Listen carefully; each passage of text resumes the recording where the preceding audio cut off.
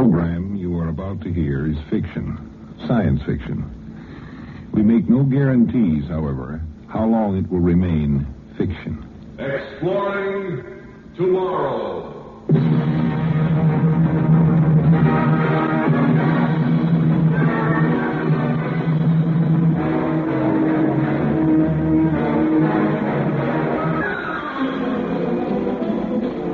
And now here is your guide to these adventures of the mind, the editor of Astounding Science Fiction magazine, John Campbell, Jr.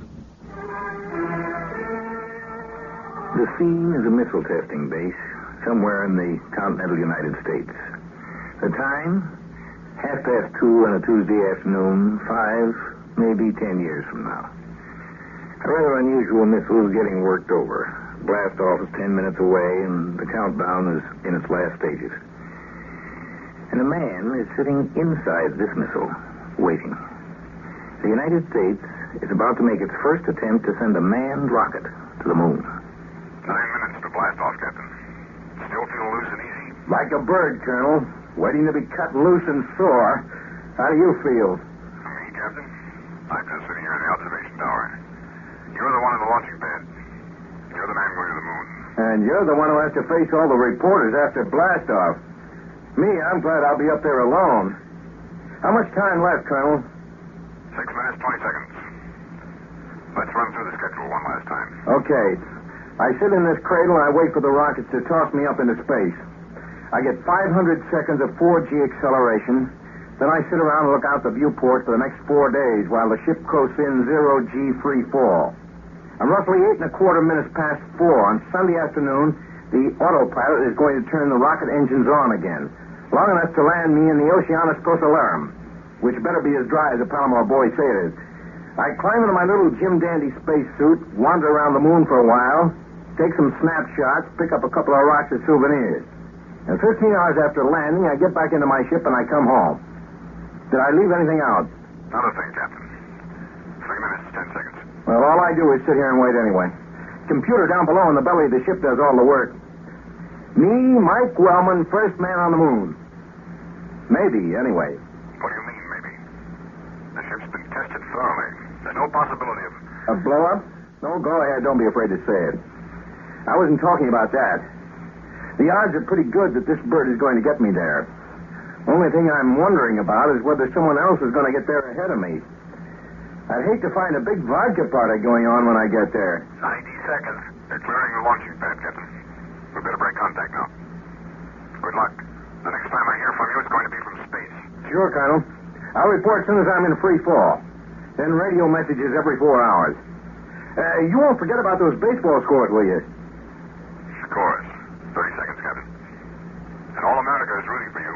And I'm rooting for the Dodgers. So long, Colonel. See you next week when I get back.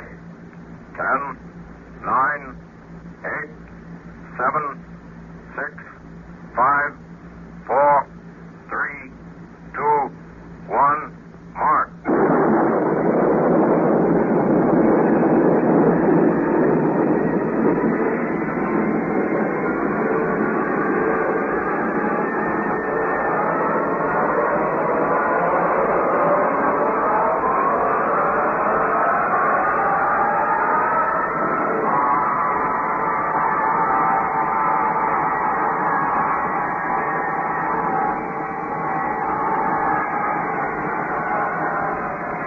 Are you reading me launching base? How do I come in? Clear and sharp, Captain. Oh, glad to hear it. Okay, ship's time, 1,452 hours.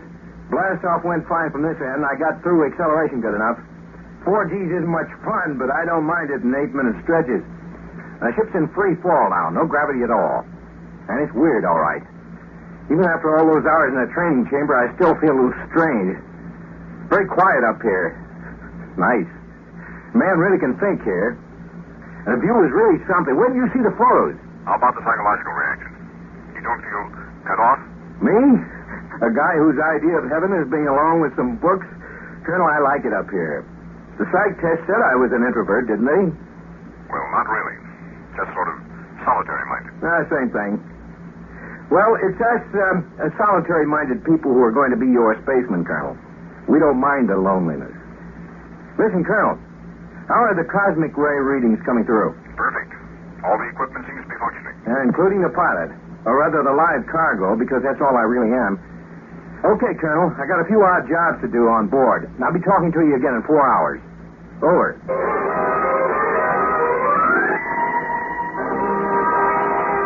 Here I am again, Colonel. 2 days out, still no sweat.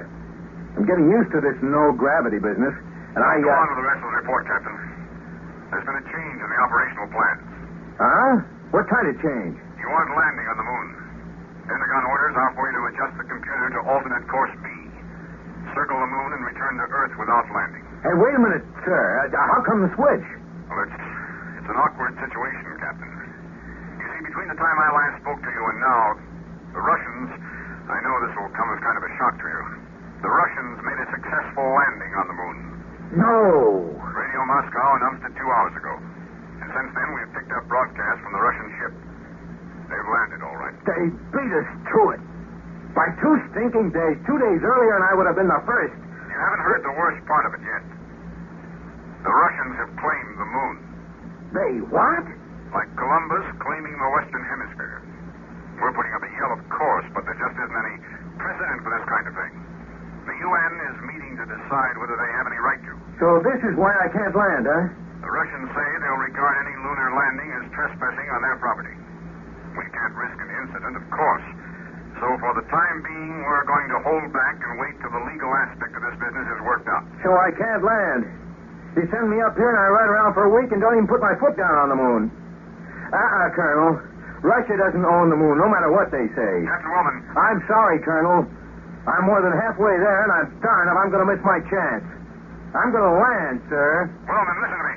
You can't disobey orders. Yes, I can, sir. I'm landing. Over and out.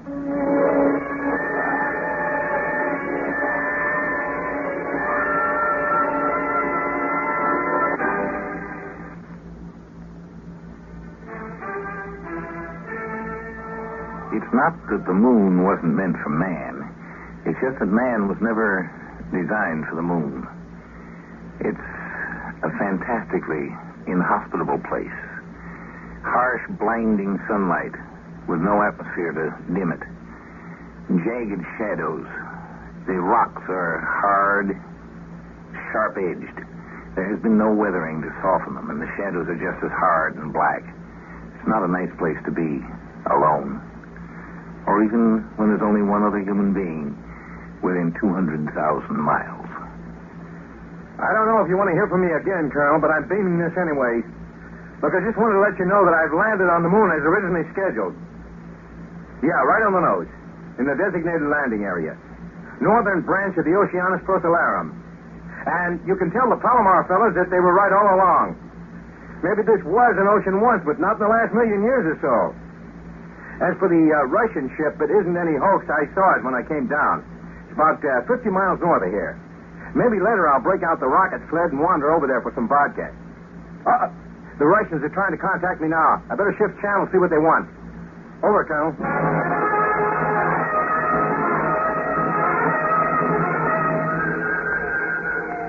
Come on in, Ivan. Да, нет, товарищ, ничего. I'm afraid that uses up my Russian vocabulary, Ivan. How's your English? I am Captain Dmitry Novikov, Solid Space Forces. You are illegally trespassing on our property, American. I am, huh? Say, your English is pretty good, but your politics isn't. You say the moon is yours, huh? Lunar Soviet Socialist Republic? I'm sorry to disagree. Just getting here first doesn't give you the right to claim the whole place, you know. The matter has been considered by our legal experts. We have established prior claim. I am under orders to request you to leave Russian territory immediately. But this is cockeyed, claiming the whole moon. Now, look here, Dmitri. You will address me as Captain Novikov. Okay. Now, look here, Novikov. The moon's a big place, and there's room for a lot of us up here. It really isn't fair to want to hog the whole thing yourself. The Presidium said Soviet policy, not space pilots. I'm instructed to warn you that you are trespassing. I do not wish to debate the matter with you. So I'm trespassing then. What are you going to do about it? My ship is armed. And you can't figure out any better way of celebrating the conquest of space than starting a war about it? The United States ordered you not to make a landing. They recognize our claim. We cannot tolerate violation of our rights. And you're going to be nasty about it, I see, huh? Well, I'll take my chances. Now I've got some work to do before I go back. I'll be leaving the moon in 14 hours and a bit. Hey, how long are you staying up here? You've been here better than 2 days already. You planning to hold the fort forever? My plans for departure should not concern you. Well, I'm just curious, that's all. Okay, Dimitri. Maybe I'll be talking to you again soon. And yeah, you sneaky son of a gun, congratulations. You did get here first. Over.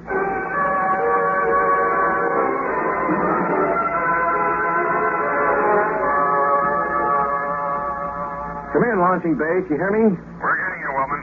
We read you. Look, I just had a little chat with the Ruski. There seems to be only one of them. He gave me some malarkey about firing on me if I don't clear off the moon right away. Wellman, you insubordinate idiot, you're liable to touch off a war over this moon trip. Well, what was I supposed to do? Smile politely and turn back just because they got here first? You think they have any right to claim the moon? Of course not. That's not the point. You were ordered not to risk trouble by landing. Yeah, and I landed anyway. Well, go ahead. Chop my head off when I get back to Earth. Meanwhile, I'm here, and if that Russian doesn't blow me up, I expect to do a little exploring in the next 14 hours. I don't think the Russian's going to blow you up.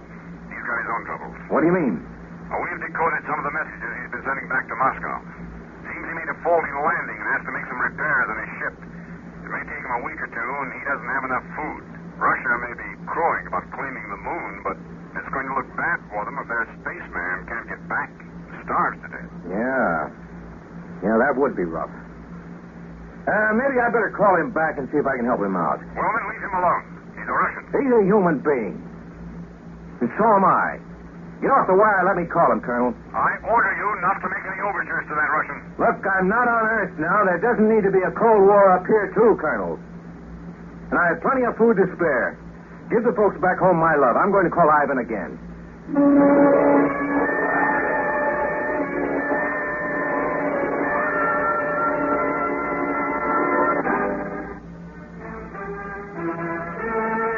You know, it's one thing to make a claim to say, this is mine.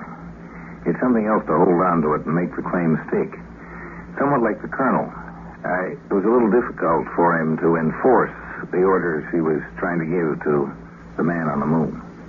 Novikov, you getting me? You have 3 hours to leave Russian territory. Then I must commence action. Now, look, don't give me that stuff. I know your ship's disabled and you're in trouble. This is untrue. My ship is in good condition. Dan Trotsky was Rasputin's brother.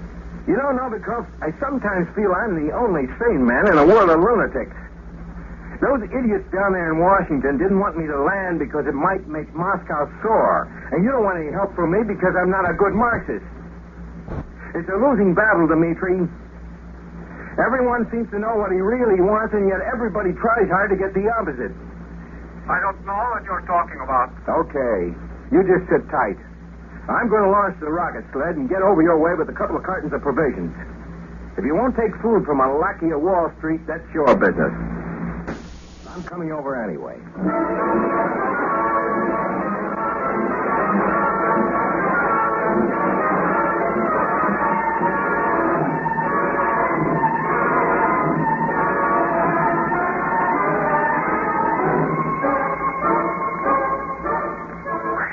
Boy, it's good to get that helmet off. Hello, Novikov. My name's Mike Wellman. Why have you done this? What trick are you playing? Listen, friend, all I'm doing is bringing some of my spare food. Nothing up my sleeve at all. I do not understand that. Up my sleeve? It's a decadent capitalist idiom. It means I'm not trying to fool you. The supplies are out on the rocket sled. Get into your suit and let's bag them in. I said I would fire on you. And you bring me food? Silly, isn't it? But they told me they picked up your messages to Moscow. That you were going to be stuck here a few weeks for repairs. I was not telling the truth. This ship will never take off again. The rear rocket tubes are hopelessly crumpled. The fuel field lines are severed. It was a very poor landing. I gave incorrect data to the computer. And you told them you could fix it? They do not like to receive news of failure. Leave me alone, American. Take your food and go away. Hey, what are you going to eat? Rocks? There won't be a rescue ship up here for a month, at least. There will be no rescue ship for me. I do not deserve rescue. You'll just sit up here and starve to death? I made a faulty landing. I cannot return to my country now. And I disobeyed orders. I wasn't supposed to land because the moon is red property now. But the only Russian here is stranded, helpless. Do not mock me. I'm not. There's a fine bunch of spacemen you and me are. You smash up your ship, and I disobey half my orders. But I'm glad I disobeyed anyway. At least there'll be one practical result of my trip. I'll be saving a man's life. You? Sure. You're coming back with me to Earth. We can jettison some of the meters and stuff and make room for you. I bet you don't weigh more than 150. We can manage. Sure. But save the butts for later. And if you try to argue me out of it, I'll slug you.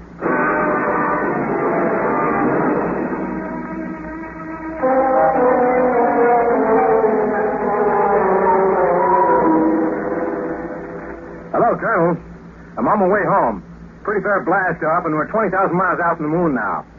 Oh, I left a little of the equipment behind. The next ship can pick it up. And I've got a passenger. You mean that Russian? Yeah. Seems the ship was wrecked, so I talked him into coming back with me. He's down back in the galley fixing lunch now. I guess we'll both be called traitors for saying it, but we've sort of become friends. And he doesn't think Russia ought to claim the moon either. Well, we have one distinction anyway. Maybe a Russian ship was the first to get to the moon, but it was an American one that made the first successful round trip. I like to think of it in a different way. Not an American ship or a Russian ship. Stuff like that shouldn't matter anymore. Call it a ship from Earth. Yeah. Novikov and I started out separately, but we're coming back together. The first expedition from Earth to Moon is coming home.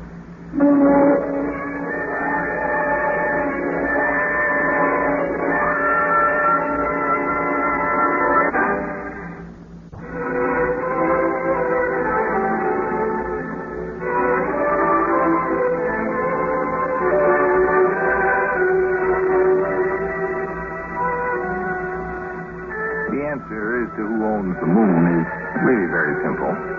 It belongs to man, of course, to mankind. Earth is really a twin planet. No other planet we know of has a moon that's practically as big as the planet itself. The moon is Earth's smaller sister, and it, like the Earth, belongs to man. We earned it. We worked for it.